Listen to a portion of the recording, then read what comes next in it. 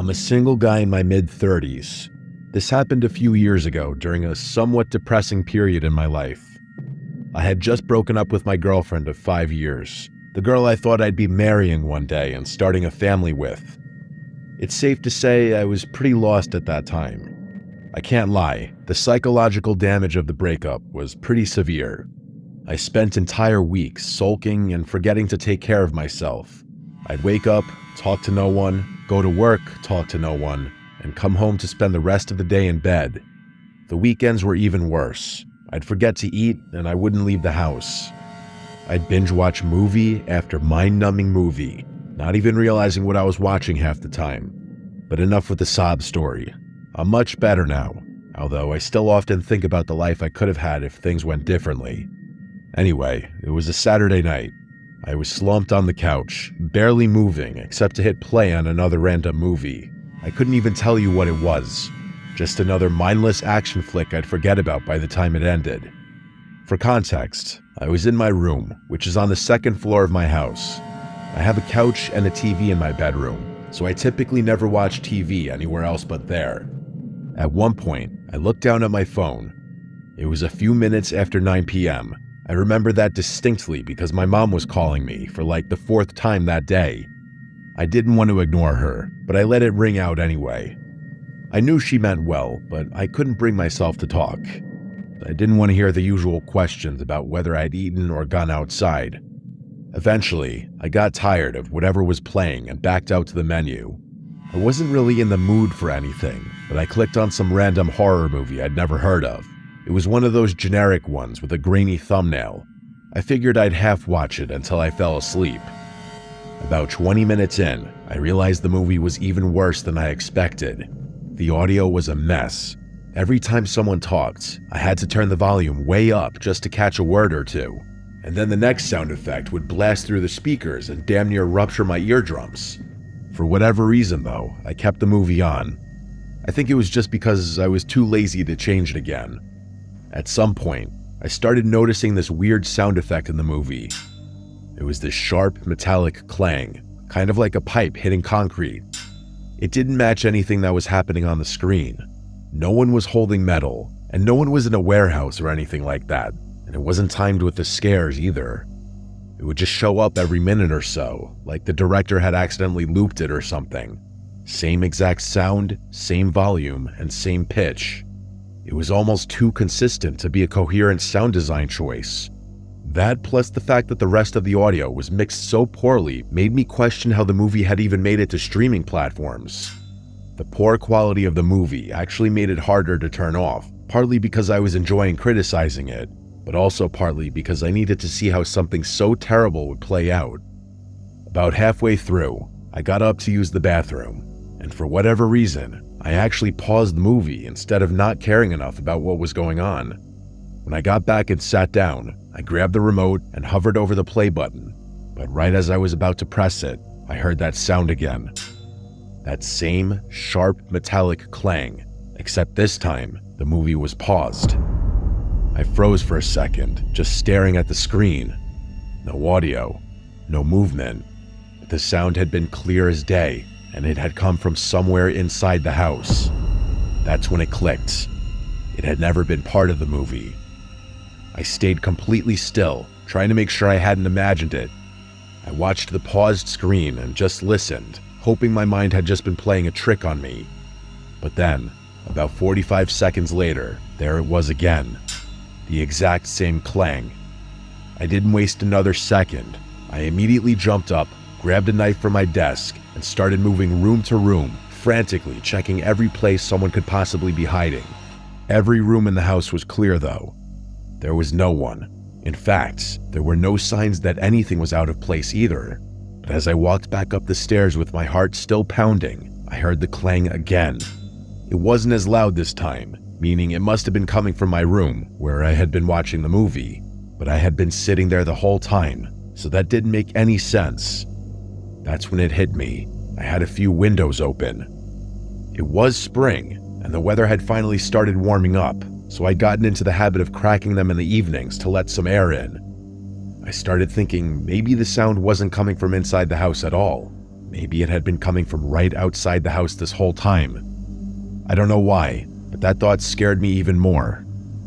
I went over to the window and pushed the curtain aside just enough to get a look at the backyard, and there it was. One of the deck chairs was sitting out in the middle of the lawn, maybe 20 feet from the house, and standing next to the chair was a kid, a young kid. I couldn't really make out any of his facial features given that it was so dark out, but the silhouette was way too small to be an adult. It was 100% a little kid. He was holding what looked like a PVC pipe, which explained the noise I had been hearing. He must have seen me, because as soon as I looked out the window, he smacked the pipe against the chair.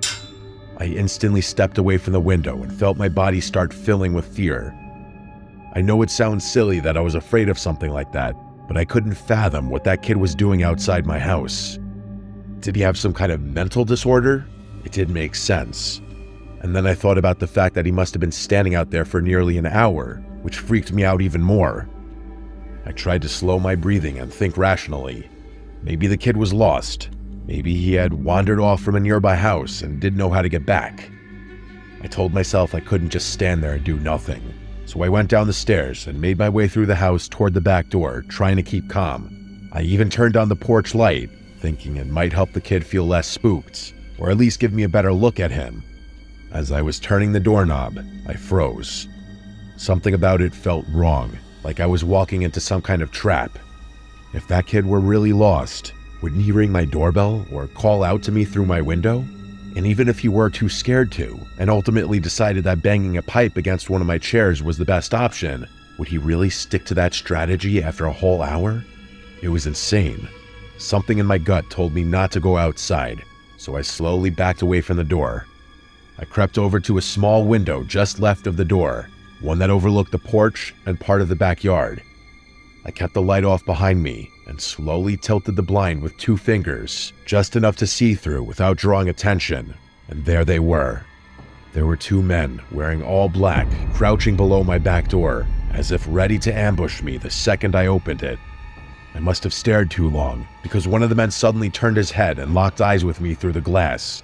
I dropped the blinds and instantly dialed 911. I was halfway up the stairs when I heard banging on the back door. Those guys were trying to break in. I sprinted to my bathroom and locked the door. By that point, I was having a full-on panic attack. I felt like I couldn't move. I was struggling to breathe, honestly. Shortly after I got to the bathroom, I heard a crash from downstairs, followed by the sound of footsteps walking around below me. Those people were in my house. I heard a set of footsteps walking up the stairs, and I held my breath as they made their way down the hall. I saw the bathroom doorknob turn ever so slightly, followed by a loud bang, like they were trying to kick the door down. That made me lose it. I yelled at the top of my lungs that the police were on their way, and the person on the other side of the door instantly ran back down the stairs. A few seconds later, I heard one of the doors slam, then silence. The police arrived shortly after that, and I told them everything. There wasn't much they could do. I didn't have any cameras, and I wasn't even able to give them any valuable information. The one thing that made them take things a little more seriously was the fact that there was a child involved. According to the police, that kind of involvement suggested whoever these guys were, they weren't just impulsive criminals. They were willing to go way further, and that was the scariest part for me too. I don't like thinking about the poor kid's involvement in the whole thing.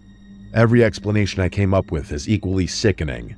The police told me I was likely the target of a random attack, but the whole scheme was just way too elaborate, in my opinion. Nothing has happened since, though, and I've since moved on with my life.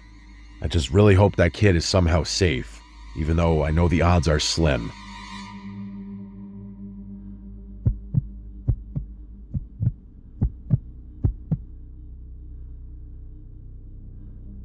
It's currently 2024 as I'm writing this. I'm a senior and I'm graduating in a couple weeks. Let me give you all a very brief rant. I never understood how most of my friends could survive a whole week-long spring break trip to Miami or some other party destination. I simply can't.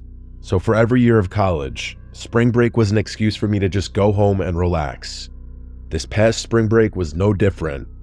I'd essentially be going off the grid for a week, taking a break from grueling schoolwork and mindless drama. I was actually really pissed because I had been working on a flawless regrade request for a midterm I'd just taken, and my scummy TA denied it for no good reason. But anyway, it was a Monday morning. I didn't really have any plans, just needed to get a workout in, but that was about it. I've always been a morning workout guy. It's the one thing that makes me feel like I have my life together. So even though I was home for spring break and technically had nothing to do, I still set my alarm for 6 a.m. and forced myself out of bed. I figured if I got to the gym early enough, I could beat the rush. By 6:20, I was already dressed, out the door, and on the road. The drive to the gym takes about 15 minutes, mostly back roads through quiet residential neighborhoods. Nothing ever really happens out there. It was definitely a nice place to grow up in, but a little boring once I got older and all my childhood friends started moving on with their lives. I was driving along listening to some YouTube beats when something strange caught my eye. There was an ice cream truck parked along the curb, just sitting there, engine off, no lights. That wouldn't have been weird in the summer, I guess, but this was mid-March. It was still kind of chilly out. All the kids were still in school too. There was no reason for an ice cream truck to be sitting there at 6:30 in the morning. It looked completely out of place. As I drove past the truck, I slowed down just enough to glance through the driver's window. It was empty. By the time I turned the corner and left it behind, I found myself thinking more about it than I should have. I don't know why. The sight just felt a little bizarre. It wasn't just that it was too early in the year for ice cream trucks. It was that I couldn't remember ever even seeing one in my neighborhood at all. Not even when I was a kid. My area just wasn't that kind of place. As weird as the whole thing was, I quickly dismissed it and proceeded with my workout. After the gym, I got a quick bite to eat and headed home, feeling like I'd actually done something with my morning. But as I turned onto the same street from earlier, the ice cream truck was still there, in the same exact spot. That made me pause. I figured someone would have called it in by now. This is the kind of neighborhood where people are really uptight and get twitchy if you park too long in front of their house. That actually reminds me of a time when some grumpy woman gave my friends and I crap for parking in front of her house, even though we were waiting for our other friend who lived right next door. I say that to say that I'm not crazy for expecting someone to have called the police about the truck. Curiosity got the better of me. Instead of heading straight home, I circled around the block to pass the truck again, just to see if someone was inside it now, and someone was. As I drove past the second time, I must have been a little too obvious with how slowly I was driving, because the guy in the front seat locked eyes with me for a few seconds. He looked really off. He had this long, almost cartoonishly pointed nose and a scraggly beard that looked like it hadn't seen a razor in years. He genuinely looked like someone who lived in his vehicle, and it rubbed me the wrong way. I drove straight home after that. My parents were both at work, so I had the place to myself. I spent the next few hours just killing time. Sometime in the afternoon, I walked down the driveway to check the mail. As I got to the end of the driveway, I glanced down the street and nearly died inside. It was that same ice cream truck from before. It was parked across the street, about 3 houses down. It wasn't facing me, but I had a feeling it wasn't just a coincidence. I didn't move for a second. I just stood there, trying to make sense of what I was seeing. Had that guy really followed me home? I knew he had. There was no other explanation. I grabbed the mail and walked straight back inside, trying not to make it obvious that I'd seen anything. Once I was upstairs, though, I went to one of the guest bedrooms. There's a window that overlooks the street from a better angle, so I pulled the curtain aside and peeked through. Sure enough, the ice cream truck was still there. I watched it for a few minutes, but nothing happened. I'm not sure what I expected to see, but I couldn't bring myself to look away. Eventually, I had no choice. I didn't have all day to spend staring out a window, so I tried to get some stuff done on my laptop. I couldn't focus, though. Every half hour or so, I'd feel the urge to go back to the guest room and glance out the window. Every time I looked, the ice cream truck was still visible, but it was in a different spot, which meant the driver was intentionally moving around the street for whatever reason. I didn't know whether it was a good idea to call the police or not. I wasn't sure what I'd even say, given that nothing had actually happened. Even now, I wish that I had just done what any normal person would have done and either called the police or tried to ignore the truck, but I was too curious. My older brother is really into bird watching, so I started digging around his room for a set of binoculars I knew was in there somewhere. Eventually, I found them and returned to the guest room. I pulled the curtains aside and looked at the truck through the binoculars. I was not prepared for what I was about to see. Through the driver's side window, I could see that man from earlier, only he wasn't just sitting there. He was looking back at me with a pair of his own binoculars. As soon as he saw me looking, he instantly dropped the binoculars, started the truck, and drove off. I was horrified. That guy had been spying on me and my house for the better part of 3 hours after literally stalking me home. That's when I finally called the police. I didn't even know what I was expecting from it. I just didn't know what else to do. I told them that this ice cream truck had been circling my neighborhood all day, that I'd seen a man inside watching my house through binoculars, and that he drove off the second I looked back. The dispatcher was calm and told me they'd send someone to patrol the area and keep an eye out. She told me it should be relatively easy to spot an ice cream truck given how distinctive they were. Then she hung up. I didn't know what else to do after that. When my parents got home a little while later, I filled them in. They were obviously concerned, but they also told me it probably wasn't worth worrying about anymore. I was pretty tired by then, so I fell asleep pretty quickly. Sometime later, I woke randomly in the middle of the night. Instinctively, I grabbed my phone off my nightstand. It was sometime just after 3 a.m. I sat there in bed, trying to figure out what had woken me up, when I heard it. Music.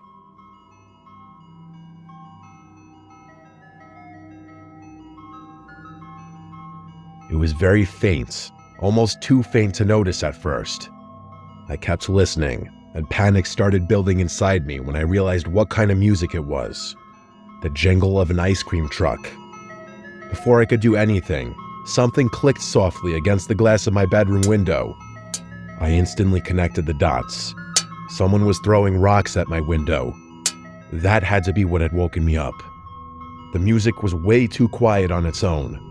I sat frozen for a while, staring at the wall across from me. I kept telling myself to look, to just get up and check. But every time I started to move, my body locked up again. Eventually, I forced myself to do it. I crept toward the window and stood to the side of it for a second. On the count of 3, I peeled back the curtain in one fluid motion and looked.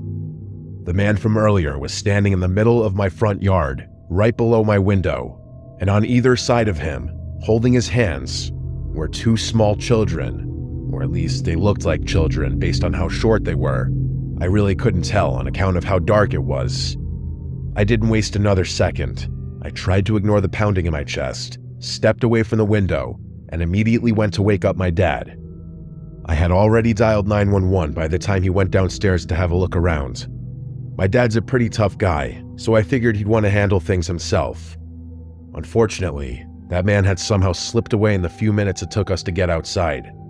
The police arrived a while later.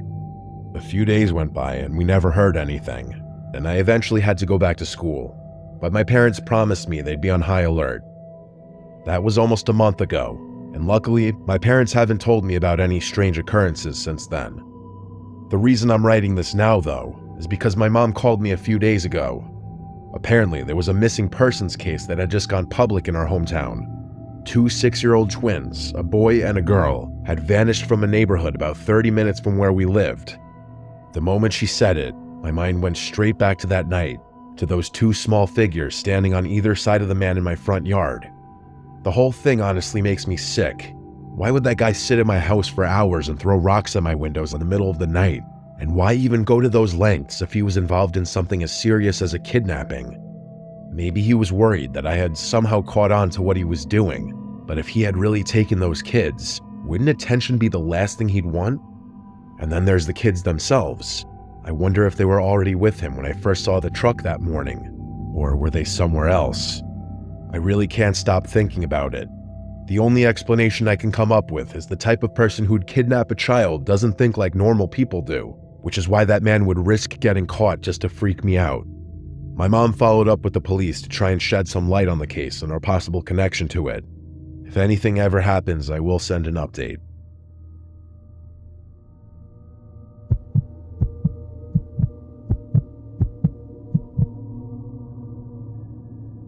This happened last spring, about 9 months ago. I'm a sales associate for BMW, so my weeks are pretty busy. When I'm not at the dealership, I'm answering my phone. Because of all the phone work involved, sometimes I feel like I have more to do when I'm not at the dealership, as funny as that sounds. Because of the nature of my work, I pretty much have to answer my phone every time it rings, especially when it's an unknown caller. So, as you'd expect, I get a lot of scam calls, but I have no choice but to answer, just in case it's a client or an interested party. One night, sometime after 10 p.m., my phone started ringing. It was a number my phone didn't recognize. Normally, I would have picked up without thinking, but this time I was already in bed halfway through winding down. Something about how late it was just made me let it ring out. They didn't leave a voicemail. I figured if it was important, they'd leave one.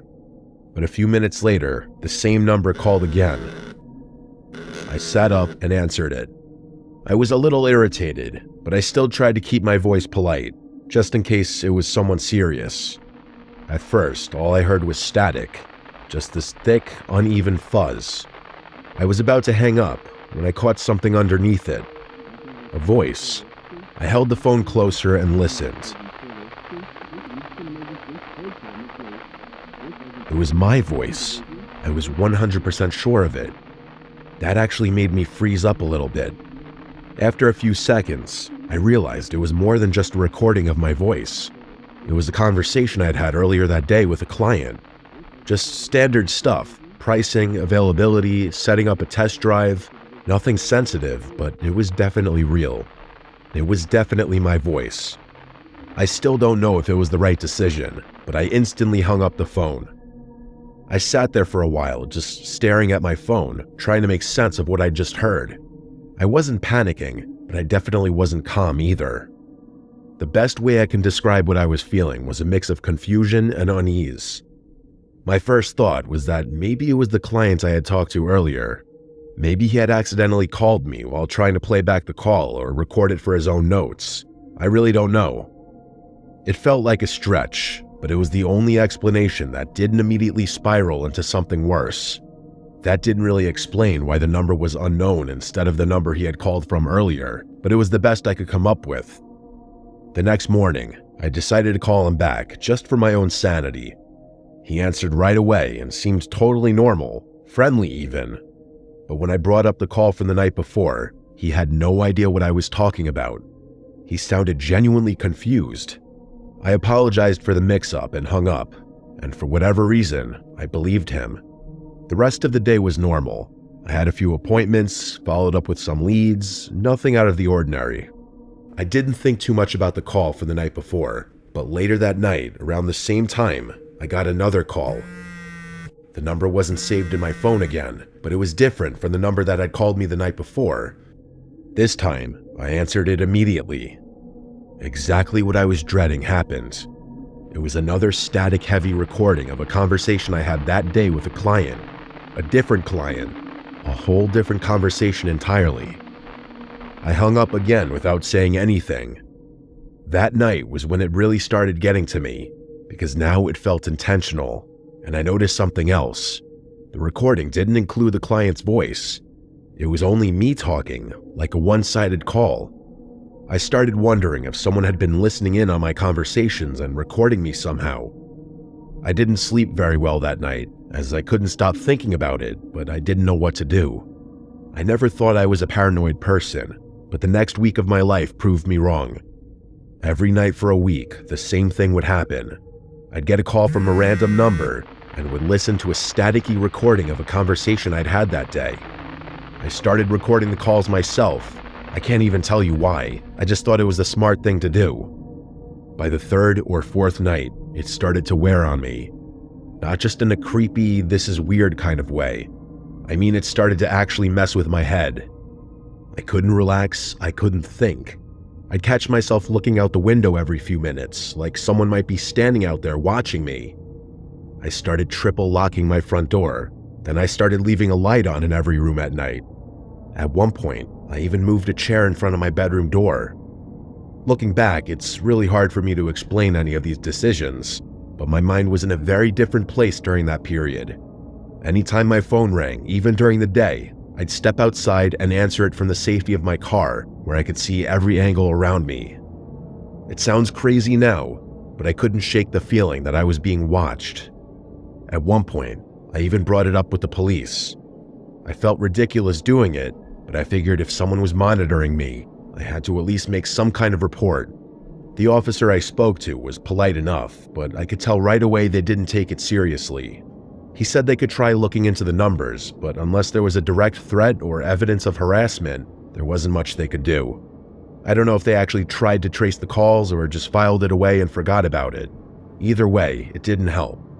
If anything, it made me feel more alone in it.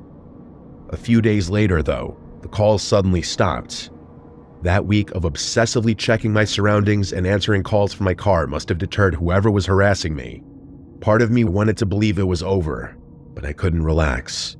If anything, the sudden absence of contact actually caused me to spiral even further into paranoia. My mom is schizophrenic, so I always figured I was predisposed to developing some kind of mental condition, but it was literally happening right before my very eyes. I was becoming one of those reclusive people who think the entire world is spying on them. I ended up getting a brand new personal phone number.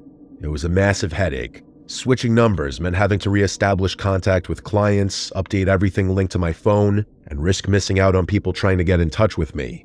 But I did it anyway. I couldn't shake the feeling that my old number had been compromised somehow. After a few more days of radio silence, the thing I was dreading happened. One night after work, I got another call. It was exactly like the ones before it.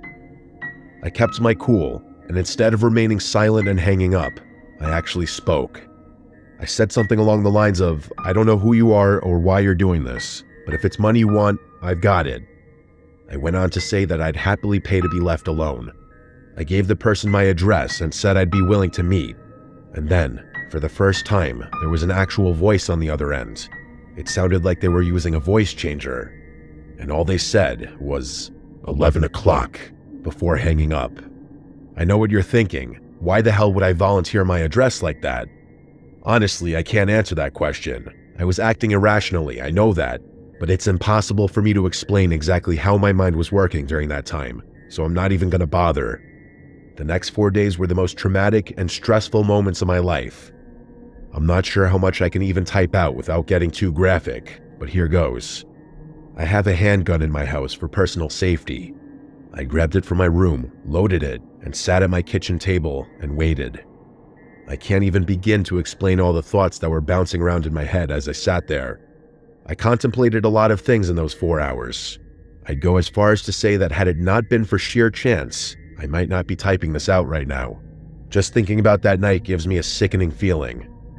11 p.m. came and went, and no one showed up. There's no telling what I would have done had they actually showed up. I ended up sleeping at the kitchen table with the gun in my hand.